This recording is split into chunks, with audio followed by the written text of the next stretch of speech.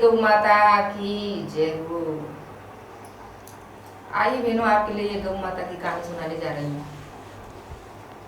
तो ये कहानी है कि जो अपन पुण्य धर्म करते हैं, अपने मतलब सास ससुर की सेवा करते हैं, अपने भांजे भांजी के इनको मतलब अपने दान देते हैं, कपड़े लत्ते देते हैं, तो वो क्या है कि सारा चीज़ें वो अपन को ऊपर मिलती हैं। तो क्या थी कि ये कि बहू थी और एक सास थी। तो सास थी तो वो कहती बहू से कि बेटा तू जब खाना बनाए तब एक रोटी गाय को जरूर दिया कर। तो बहू बोली आजकल आप समझती हो कि बहुत ऐसी पढ़ी लिखी आती हैं, तो वो रोटी बनाती और फटाफट बना करके नहीं अपने पति के टिफिन लगा देती और पति चले जाता और सारे घर को खाना खिला देती। रोज डेली सास कहती बहू नहीं सुनती, सास कहती बहू नहीं सुनती। तो एक दिन क्या था कि बहुत जोर से आंधी और मेह आया। आंधी मेह आया तो सास बोली कि अरे बेटा हमारी गाय बाहर बंध रही है, इसको आप भीतर ले आओ। तो बहू कहती है ले आऊंगी माँ जी, तुम्हें तुम्हारी गाय की पड़ रही है, हमें हमारी जान की पड़ रही है। देखो कितना पानी आ गया है और ये पानी बहवा के लेके जाएगा और ये करेगा वो करेगा, तुमको गाय की पड़ रही है। जब देखती हो, जब कहती हो जब गाय गाय गाय रोटी दो गाय को, पानी पिलाओ गाय को, ये करो वो करो। तो सास बेचारी बड़ी दुखी, सास बड़ी दुखी तो पानी बहुत जोर से आ गया। तो जो गाय की पूजा सेवा करते हैं उसको खाना खिलाते हैं, पहली रोटी करते हैं तो गाय को देते हैं। तो पानी आ गया तो आप पानी में सारी दुनिया बहने लग गई, किसी का कुछ बह रहा है, किसी का कुछ बह रहा है। तो डोकरी अपनी चुपचाप घर में बैठ गई। बहुएं जो भी बाहर निकल गई, सब निकल गई।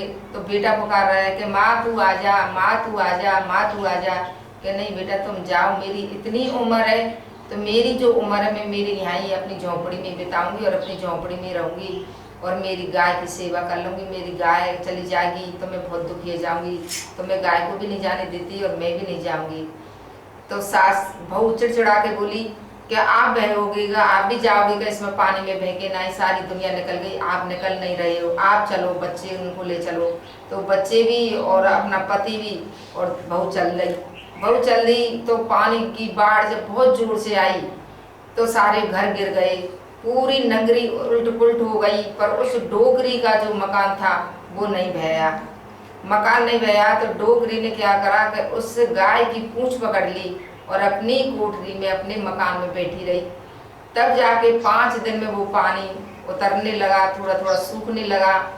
तो खबर पड़ी कि भाई डोगरी ना तो पानी में बही और ना डोगरी का घर फूटा। क्या बात है, डोगरी से चलो पूछना चाहिए।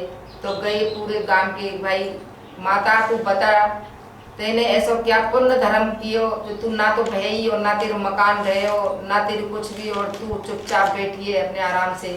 तब डोगरी बोली कि बेटा देखो मैंने कुछ भी नहीं किया, मैं तो मेरी गाय लेके नहीं यहीं बैठी रही हूँ। तो बोल गाय तो माता और भी ज्यादा आई, बहुत सारी गांव में गाय, सारी गाय भी चली गई, सब चले गए, सब बह गए, सब अपने अपने घर मकान फूट गए, पर तेरो नहीं फूटो। कि बेटा देख सुनो, मैंने मेरी गाय की बचपन से ही सेवा की है। जब मैंने जन्म लिया, मैंने अपनी उम्र संभाली है, जब से ही मैं गाय की सेवा करती हूँ, गाय को खाना खिलाती हूँ। जब मैं खाना बनाती हूँ तो सबसे पहले नहा धो के खाना बनाती हूँ, सबसे पहले अपनी गाय को एक रोटी देती हूँ। तो ये रोटी पहली गाय को जाती है। तो आप तुम्हारे ऊपर कितना भी संकट आ जाए, कितना भी घाटा हो जाए, कुछ भी हो जाए, तब गाय माता की सेवा है तो ये गाय माता सहायता करती है आपकी। तो इसीलिए इस गाय माता ने ना तो मेरा घर ही गिरन दिया, ना मुझको कहीं जाने दिया। गाय भी नहीं आई, मैं भी नहीं आई, मेरा मकान भी नहीं आई। तो फिर बहू बेटे आते हैं और अपनी माँ के चरणन में पड़ जाते हैं कि माँ हमने बहुत बड़ी गलती करी, जब तेरी गाय की हमने सेवा नहीं करी, तेरे जैसे कहते हमने नहीं मानी। तो बहू कह रही माँ जी मैं आंदा रोज डेली खाना बनाऊँ तो सबसे पहले गाय को रोटी दूंगी। और अपना घर बच गया, अपना धंधा रोजगार, अपना जो सामान था वो सब बच गया गाय माता की कृपा से।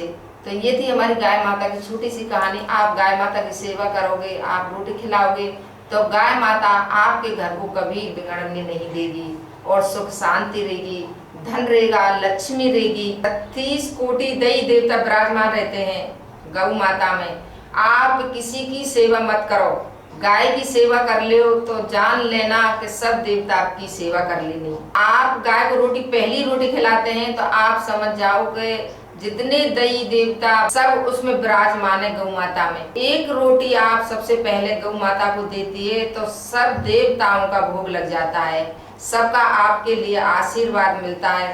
तो आप सबसे पहले गौ माता को रोटी दो, गौ माता की सेवा करो। गौ माता को कभी भी अपने दरवाजे से कभी नहीं हटानी चाहिए, कभी भगानी नहीं चाहिए, कभी डंडी नहीं मारनी चाहिए। गौ माता को रोटी दे करके उसके सिर पर हाथ फेर के और अपने मस्तक पर लगाना चाहिए, तब गौ माता का आशीर्वाद मिलता है। ये थी हमारी छोटी सी कहानी गौ माता की।